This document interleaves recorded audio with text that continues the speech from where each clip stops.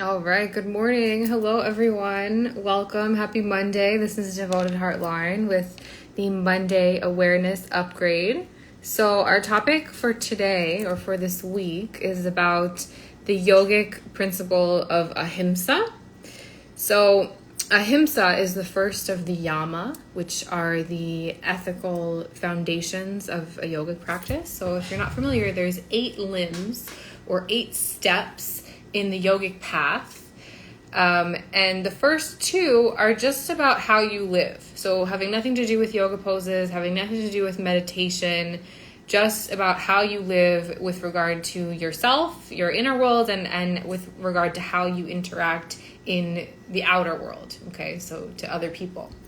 So ahimsa is non-harming or non-violence. Non-harming or non-violence. So the yama, these first 5 principles, tend to be the things that we abstain from, the things that we're seeking not to do.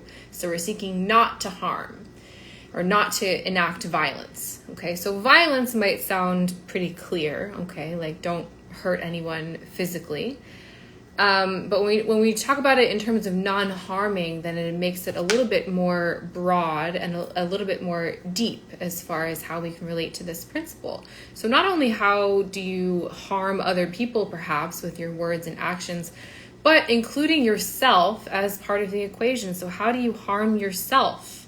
What are the things that you think or that you speak about yourself that undermine your own power and ability to move forward?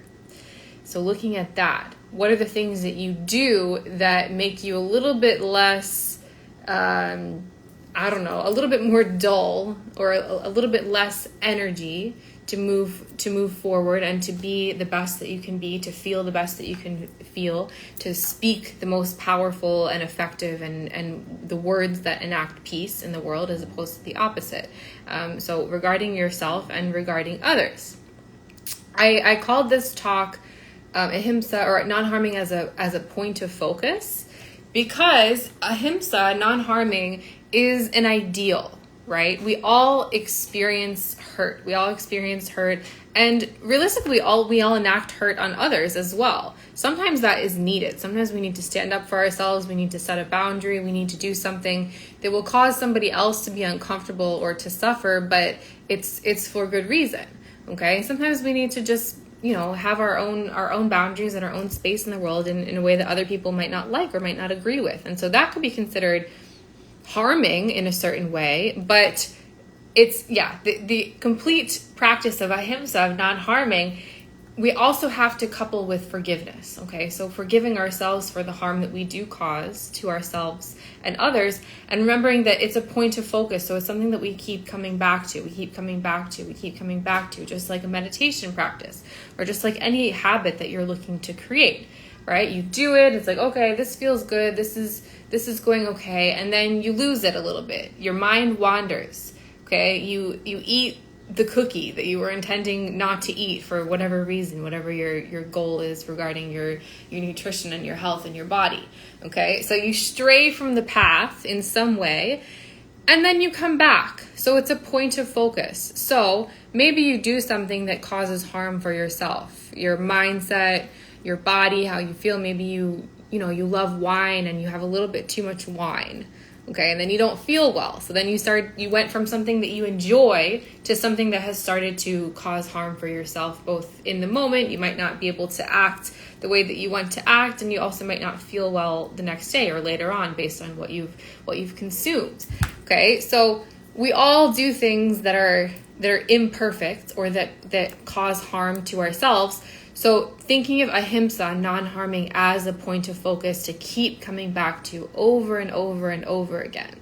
One of my teachers, Juliana Mitchell, who I'm going live with on Wednesday to talk more about the yama and niyama, she says, oh, how human of me, which I love. And she may have gotten that from Judith Lasseter. But oh, how human of me. The things that I do that are imperfect, the harm I cause to myself, all the ways that I'm acting imperfectly as a perfectly imperfect human in the world. Oh, how human of me. So allowing that spaciousness and allowing ourselves to keep coming back to the point of focus, to the practice of ahimsa, to non-harming, and knowing that it's never it's never too late. Okay, you might do things that feel like, oh, what a mess. Now I have to get myself out of that. But you can keep coming back to non-harming. So rather than thinking of it as something you have to do perfectly in an ideal way, can you think of it just how you might think of your meditation practice or any other habit where you stray from the path and then you bring the mind back one more time, just one additional time. The verse from the Yoga Sutra that talks about ahimsa says, ahimsa pratishtayam tat sanidau vairatyagaha. And so this means one who is firmly established in the practice of ahimsa, ahimsa pratishtayam, tat sanidau vairatyagaha. So vaira is hostility, okay? And so tat sanidau vairatyagaha is one who emanates, in the relinquishing of hostility, one emanates peace. Okay, so you are causing others to abandon hostility and harm in your presence as well, because you're so much standing in that practice of ahimsa or non-harming. And that includes acknowledging when you have strayed from the path. Okay, so I try in my teaching and in my little talks that I do to be very real about the things that I do that feel like I messed up or caused me to suffer or whatever, just so that you understand that, this is part of wholeness, this is part of oneness, this is part of yoga, is messing up or whatever, noticing the fluctuations, noticing the stuff that's less than ideal, and creating awareness around it. That's what all these talks are about. Awareness, upgrade. You're upgrading your awareness about the things that you do imperfectly that you can continue to improve, and then coming back to your point of focus. Okay, so I'm standing firmly in the practice of ahimsa so that I can not only uplift myself, but so that I can emanate peace and non-harming for others. So let's sit with that for a moment. I'm going to chant the verse today. You can listen, or I know that some of you out there may know it. You can chant along. But let your eyes close.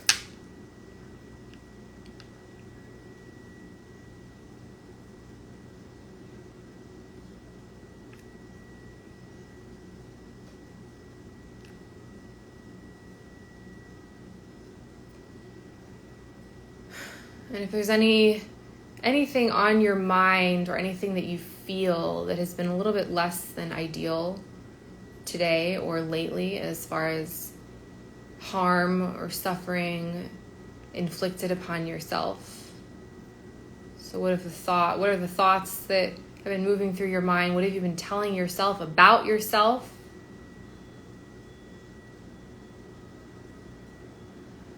How have you fallen short of taking excellent care of yourself, perhaps eating something or consuming something in general that you know that that probably wasn't the best for me to feel my best and to enact peace and stand firmly in non-harming.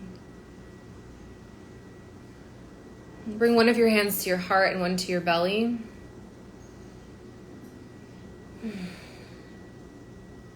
And just breathe in love, compassion, and forgiveness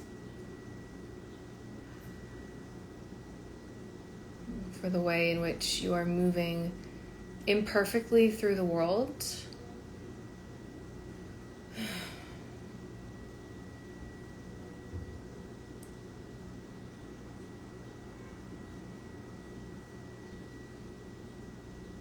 And invite yourself back to the point of focus of ahimsa, of non-harming.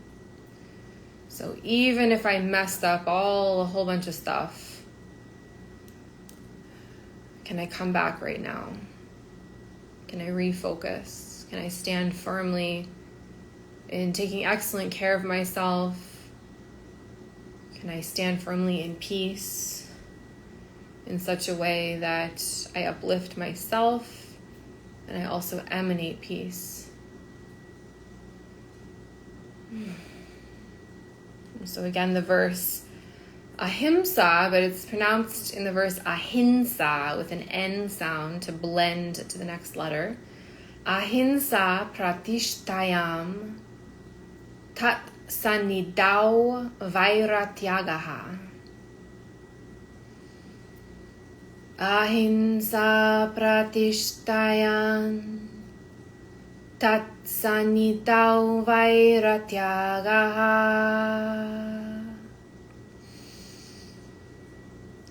Ahimsa pratishthayan tatsanitau vairatyagaha.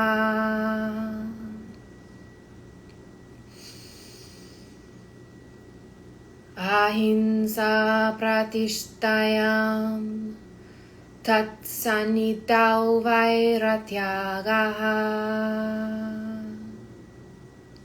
Inhale for Om.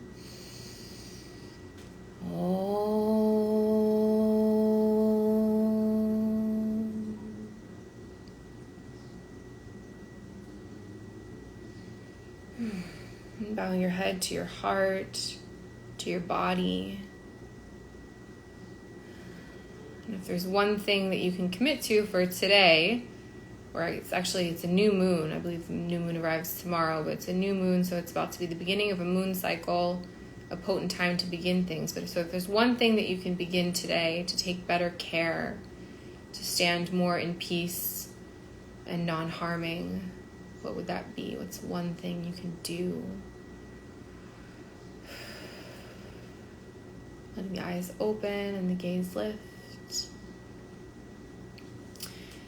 All right, thanks for joining me this morning. So I encourage anyone who's interested in learning more about the Yama and Niyama to join my talk with Juliana on Wednesday at 1:30. So if you look her up, I posted it on my Facebook page, Juliana Living Now Yoga. You can look, and I'll be going live with her.